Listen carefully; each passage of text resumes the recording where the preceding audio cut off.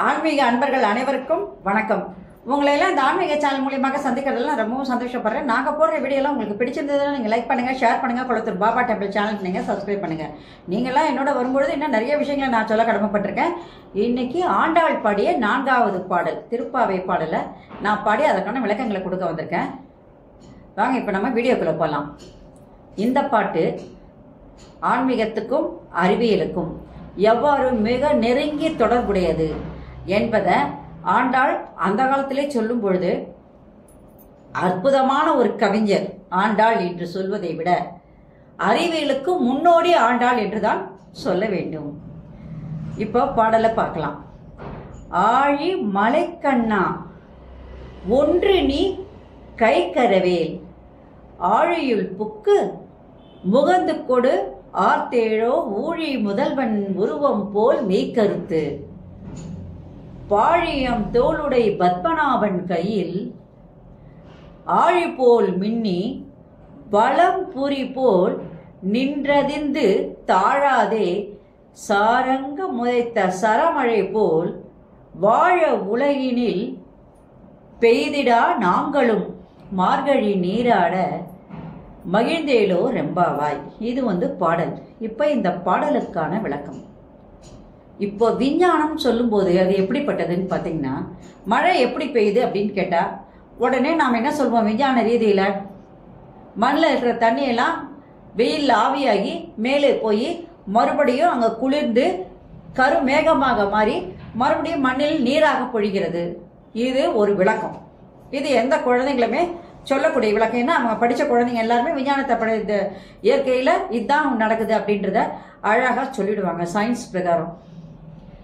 இதுக்கு அந்த காலத்திலே ஒரு விளக்கத்தை ஆண்டாள் அழகா சொல்லியிருக்காங்க. இறைவனோடு ஒன்றுபடுத்தி சொல்லியிருக்காங்க. மழை இல்லையே இந்த உலகு இல்லை.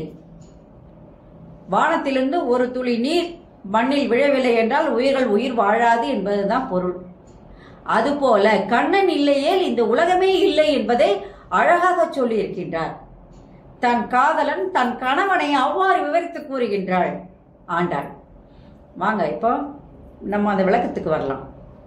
மண்ணில் உள்ள நீர் ஆவியாகி அது மேலே சென்று பின்பு மழையாக மேகமாக மாறி மழையாக மண்ணில் பொழிகிறது.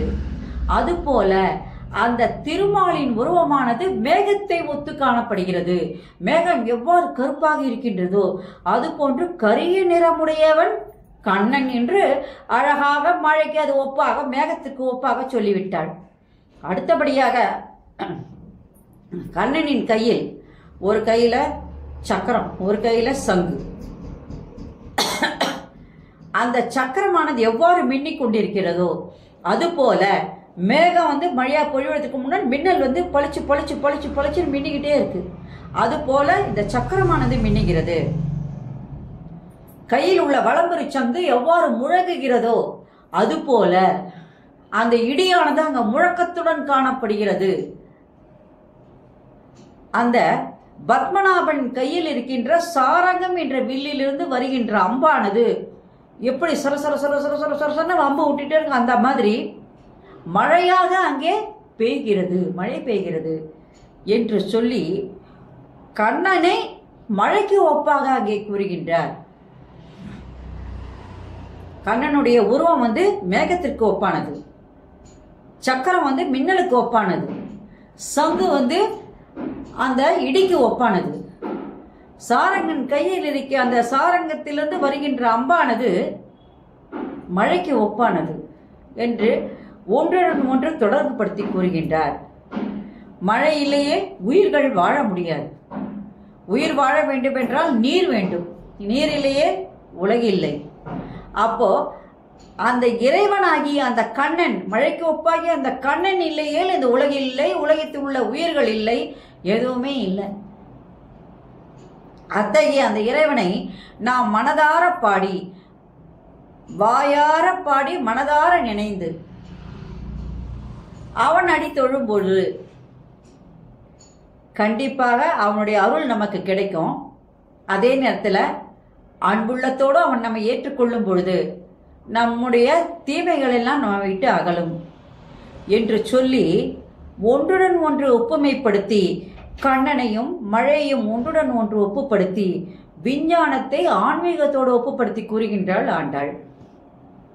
இப்போ இந்த பாடலுடைய சிறப்பு, திருமாலின் திருமேனி நிறம் கருப்பு என்று சொல்கின்றோம். அந்த கருத்த உடல்தான் அந்த கருமேகத்திற்கு ஒப்பானது. திருமால் கையில் உள்ள சக்கரம் மின்னலுக்கு ஒப்பானது. திருமாலின் மற்றொரு கையில் உள்ள வலம்புரி சங்கானது அந்த மேகத்தின் இடிக்கு ஒப்பானதாக இருக்கிறது. சாரங்கத்தின் வில்லிலிருந்து வெளிவருகின்ற அம்பானது இடைவிடாது பெய்கின்ற மழைக்கு ஒப்பானது என்று கூறி, திருமால் இன்றி நாம் இல்லை, திருமாலின்றி உயிர்கள் இல்லை, மழையின்றி உயிர் இல்லை என்பதை அழகாக ஒன்றுடன் ஒன்று ஒப்புப்படுத்தி கூறி விளக்கும் ஆண்டாளின் பாடல் அறிவும் ஆற்றலும் மிக்கது என்று சொல்லும் பொழுது, அறிவோடு ஆற்றலோடு அது ஆன்மீகத்தின் வழியில் நம்மை இட்டு செல்கிறது என்றுதான் சொல்ல வேண்டும். இதெல்லாம் சொல்லி என்ன பண்றாங்க, தன்னுடைய கணவனுடைய வீரம் எப்படிப்பட்டது, கணவன் எத்தகைய படைப்பாளி, தன்னுடைய கணவனாகிய அந்த கண்ணன் இல்லையே இந்த உலகில்லை, அகிலமும் இல்லை, எனவே அவனை நாம் பாடி நம் உள்ளத்தை என்ன பண்ண வேண்டும், சுத்தம் செய்து கொள்வதற்கு அனைவரும் நீராட வாருங்கள் என்று கூறுவதாக பாடல் அமைகிறது. நன்றி, வணக்கம். இந்த பாடல் உங்களுக்கு பிடிச்சிருந்தா நீங்கள் லைக் பண்ணுங்க, ஷேர் பண்ணுங்க, குளத்தூர் பாபா டெம்பிள் சேனலுக்கு நீங்க சப்ஸ்கிரைப் பண்ணுங்க. நீங்கள்லாம் என்னோட வரும்பொழுது இன்னும் நிறைய விஷயங்களை நான் சொல்ல கடமைப்பட்டிருக்கேன். நன்றி, வணக்கம். Subscribe to my channel and please press the bell icon for more videos.